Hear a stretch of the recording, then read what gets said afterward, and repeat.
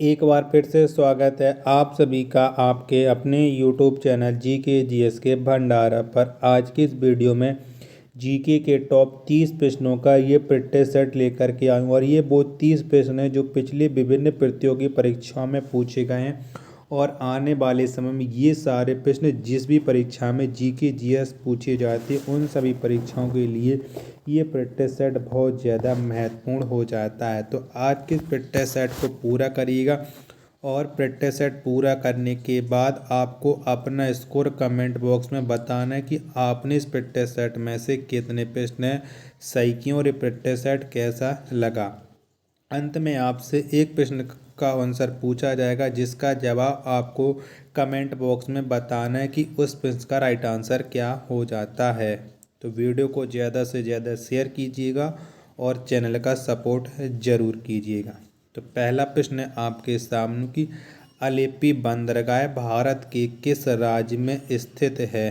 तो कौन से राज्य में है?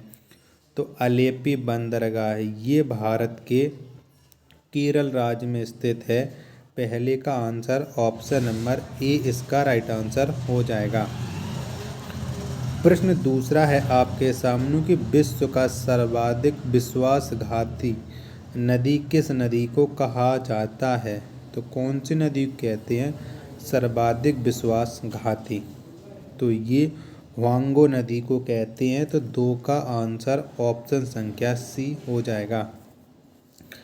प्रश्न 3 है आपके सामने कि महात्मा बुद्ध ने किसके शासनकाल में निवारण प्राप्त किया था। तो किसके शासनकाल में किया था? तो महात्मा बुद्ध ने अजातशत्रु के शासनकाल में निवारण प्राप्त किया था। 3 का आंसर ऑप्शन संख्या सी हो जाएगा।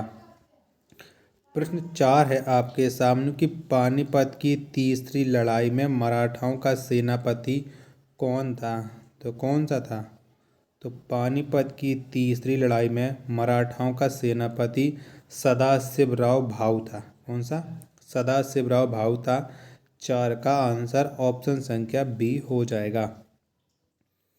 प्रश्न 5 है आपके सामने कि 1 मिली बार बराबर होता है। तो कितना होता है?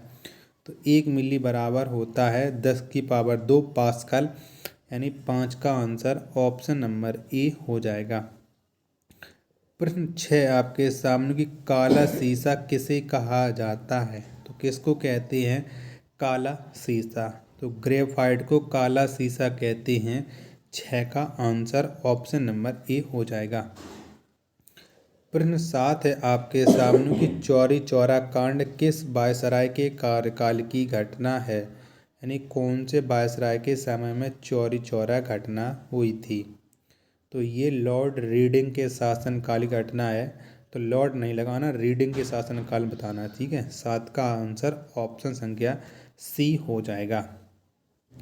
प्रश्न 8 है आपके सामने कि दिल्ली सल्तनत की आधिकारिक भाषा थी। तो कौन सी थी दिल्ली सल्तनत की आधिकारिक भाषा? तो फारसी थी। 8 का आंसर ऑप्शन नंबर बी इसका राइट आंसर हो जाएगा।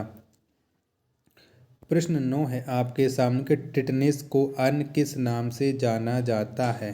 तो क्या है? तो टिटनिस का जो दूसरा नाम है वो है धनुष टंकार। क्या है? धनुष टंकार। 9 का आंसर ऑप्शन नंबर ए हो जाएगा। प्रश्न 10 है आपके सामने कि शिवाजी के शासन में नियमित सेना को क्या कहा जाता था। तो क्या कहा जाता था? तो शिवाजी के शासन में नियमित सेना को पागा कहा जाता था। 10 का आंसर ऑप्शन नंबर डी हो जाएगा। प्रश्न 11 है आपके सामने कि इस्लामी आचार विचार के कानून को क्या कहा जाता है। तो क्या कहा जाता है? तो इस्लामी आचार विचार के कानून को शरीयत कहा जाता है। क्या? शरीयत। 11 का आंसर ऑप्शन नंबर बी हो जाएगा। प्रश्न 12 है आपके सामने खंगचेंदजोंगा राष्ट्रीय उद्यान किस राज्य में स्थित है। तो कौन से राज्य में है? तो खंगचेंदजोंगा राष्ट्रीय उद्यान ये भारत के सिक्किम राज्य में स्थित है। 12 का आंसर ऑप्शन नंबर ए हो जाएगा। प्रश्न 13 है आपके सामने कि श्रवण बेलगोला में गोमतेश्वर की ऊंची विशाल प्रतिमा का निर्माण किसने करवाया था? तो किसके द्वारा बनवाई गई थी ये आपको बताना है। तो श्रवण बेलगोला में जो गोमतेश्वर की ऊंची विशाल प्रतिमा है इसका निर्माण कराया था चामुंडा राय ने। किसने? चामुंडा राय ने। यानी 13 का आंसर ऑप्शन नंबर डी हो जाएगा। प्रश्न 14 है आपके सामने कि मराठा राज्य का द्वितीय संस्थापक किसे माना जाता है? तो किसको माना जाता है? तो ये माना जाता है बालाजी विश्वनाथ को मराठा राज्य का द्वितीय संस्थापक। 14 का आंसर ऑप्शन नंबर डी इसका राइट आंसर हो जाएगा। प्रश्न 15 है आपके सामने कि स्थानीय पवन सिरक्को किस देश में बहती है? कौन से देश में बहती है? तो सिरक्को ये इटली में बहती है। 15 का आंसर ऑप्शन संख्या सी हो जाएगा। प्रश्न 16 है आपके सामने कि जयदेव किसके दरबारी थे? तो किसके दरबार में रहते थे जयदेव? तो ये लक्ष्मण सेन के दरबारी थे जयदेव। 16 का आंसर ऑप्शन नंबर बी इसका राइट आंसर हो जाएगा। प्रश्न 17 है आपके सामने कि भारत की यात्रा पर आने वाले प्रथम ब्रिटिश सम्राट कौन थे? तो कौन थे? तो भारत की यात्रा पर आने वाले प्रथम ब्रिटिश सम्राट थे जॉर्ज पंचम। 17 का आंसर ऑप्शन नंबर सी हो जाएगा। प्रश्न 18 है आपके सामने कि छाया में उगने वाले पौधे क्या कहलाते हैं? तो क्या कहलाते हैं? तो छाया में उगने वाले पौधे ये स्रोफाइटस कहलाते हैं। क्या? सियोफाइटस। यानी 18 का आंसर ऑप्शन नंबर डी हो जाएगा। प्रश्न 19 है आपके सामने कि सामान्यतः पृथ्वी से फेंके गए प्रक्षेप्य के मार्ग का आकार कैसा होता है? तो कैसा होता है? तो ये परवलयाकार होता है। 19 का आंसर ऑप्शन नंबर डी हो जाएगा। प्रश्न 20 है आपके सामने कि गुजरात में खेड़ा के किसान आंदोलन का नेतृत्व किसने किया था? तो किसके द्वारा किया गया था?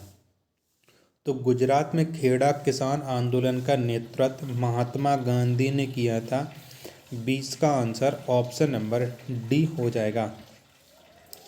प्रश्न 21 है आपके सामने कि बांस किस रूप में वर्गीकृत है? यानी कौन सी श्रेणी में बांस को रखा गया है? तो बांस ये घास की श्रेणी में। 21 का आंसर ऑप्शन नंबर सी हो जाएगा। प्रश्न संख्या 22 है आपके सामने कि दिल्ली अभी दूर है किसने कहा था? तो ये किसके द्वारा कहा गया था कि दिल्ली अभी दूर है? तो ये कहा था निजामुद्दीन औलिया ने। किसने?